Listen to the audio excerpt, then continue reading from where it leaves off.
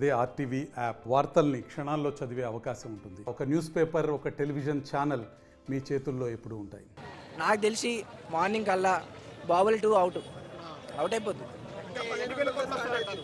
ఈజీగా 1500 crores వస్తాయి ఈ రోజుకే. డే 1 మొత్తం గ్రాస్ వచ్చేస్తాయి. డే 1 కానీ ఫస్ట్ వీక్లో జాతర సీన్ హైలైట్ అసలు సినిమాకి.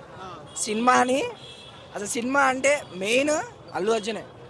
మీకు డ్యాన్స్ కానీ, సాంగ్స్ కానీ, ఫైట్స్ ఏదైనా సరే మీకు మైండ్లో ఎవరు గుర్తుండరు, అల్లు అర్జున్ ఒక్కడే. అల్లు అర్జున్ ఫేస్ మాత్రమే గుర్తుంటుంది, అంతే భయ. That's all.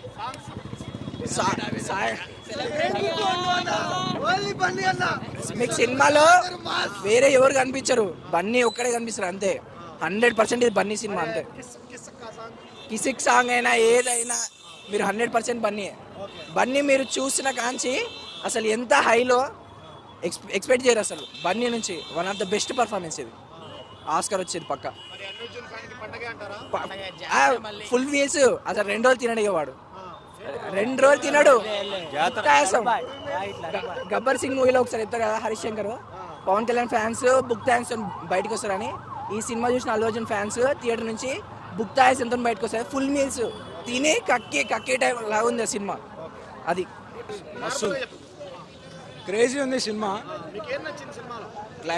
Pre climax fight ఉందన్న, వేరే లెవెల్. We can't imagine. అది వేరే లెవెల్. We can't imagine. అసలు మైండ్లు వచ్చినాయి లోపల ప్రీ క్లైమాక్స్ సీన్లకి.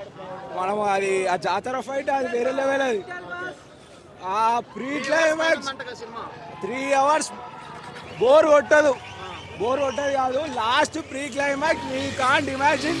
వేరే లెవెల్. 10 kgs లేస్తే 10 బాహుబలి లేస్తాయి. సాంగ్స్ వేరే లెవెల్.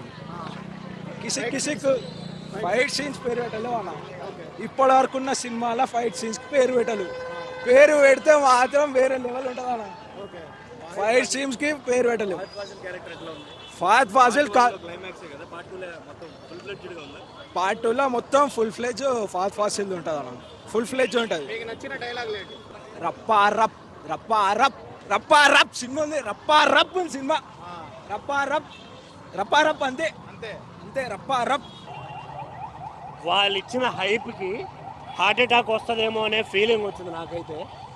బట్ రియాలిటీకి వస్తే, సినిమా విషయానికి వస్తే ఫస్ట్ హాఫ్ చాలా ఇంట్రెస్టింగ్గా సాగుతుంది. అంటే ఎక్కడైతే ఎండేందో అక్కడ నుంచి కంటిన్యూషన్ వస్తుంది అనే ఫీలింగ్ ఉండే.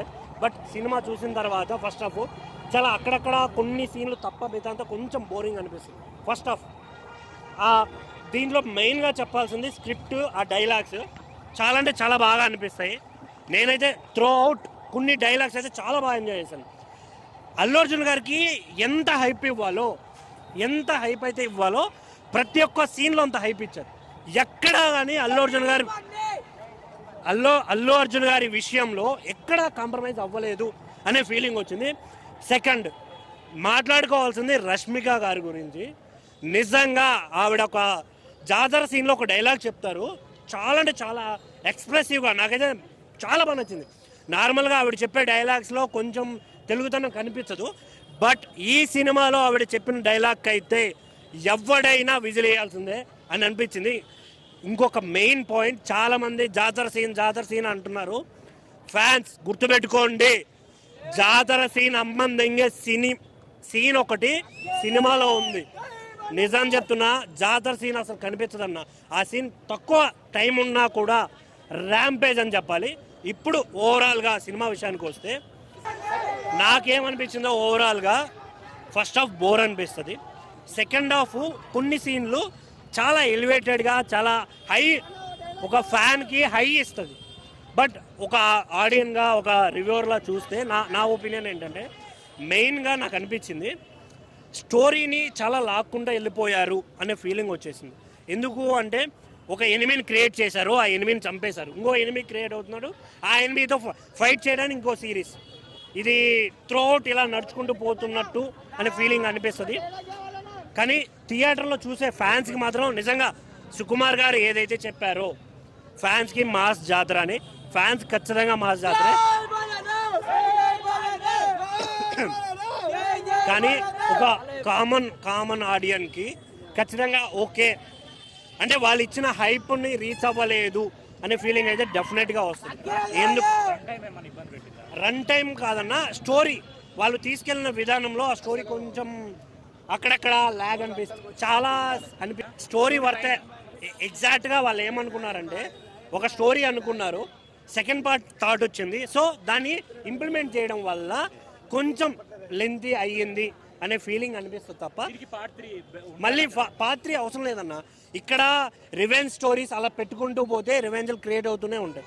సో ఇది ఏంటంటే ఒక బ్రాండ్ని క్రియేట్ చేశారు, పుష్ప అనే బ్రాండ్ని, దాన్ని కంటిన్యూ చేద్దాం అనే ఫీలింగ్లో ఉన్నారు అని అయితే క్లియర్గా అర్థమవుతుంది. బట్ చాలా మందికి నేను ఒకటే చెప్తాను, థియేటర్లో సినిమా చూసే ప్రతి ఒక్కరికి సినిమా బాగుంది బాగాలేదు అనేది మీ ఇష్టం, మీ ఒపీనియన్ని మీ ఇష్టంలా చెప్పండి. బట్ దీన్ని మాత్రం డోంట్ ట్రోల్ ఇట్. ఎందుకంటే మెగా ఫ్యాన్ కాబట్టి సినిమా నచ్చలేదు, అల్లు అర్జున్ ఫ్యాన్ కాబట్టి సినిమా నచ్చింది అనేది అసలు మ్యాటర్ కాదు. సినిమా చూసే ప్రతి ఒక్కడికి TFI కట్టు బానిసలం. ఏ సినిమా వచ్చినా చూస్తాం, డెఫినెట్గా చూస్తాం. బాగుందా బాగాలేదా అనేది సెకండరీ, చూసిన తర్వాత మా ఒపీనియన్ అది. సో చాలామంది రివ్యూస్ ఒక ఫ్యామిలీ కాబట్టి నెగిటివ్ ఇస్తారు, ఇంకో ఫ్యామిలీ కాబట్టి పాజిటివ్ ఇస్తారు. ఇవన్నీ యాజ్ ఏ రివ్యూవర్గా చెప్తున్నా, ఎవ్వరికి ఉండవు. సో థియేటర్కి రండి, మా బన్నీ అన్న సినిమా చూడండి. As a Pawan Kalyan die hard ఫ్యాన్గా చెప్తున్నా, సినిమాకి రండి, సినిమాని చూసి ఎంజాయ్ చేయండి. Don't troll it. Mega family అంటే అంత ఫ్యామిలీనే. మీరు డిఫరెన్షియేట్ చేసుకునే కొద్దీ మీలో మీకు గొడవలు అవుతాయి తప్ప వాళ్ళు ఎప్పటికీ ఒకటే blood. Thank you bro. Movie అయితే చూసిన, ఈ మూవీ చూసిన తర్వాత ఏ అంటే యాపిల్, బి అంటే బాలని చదువుకోరు.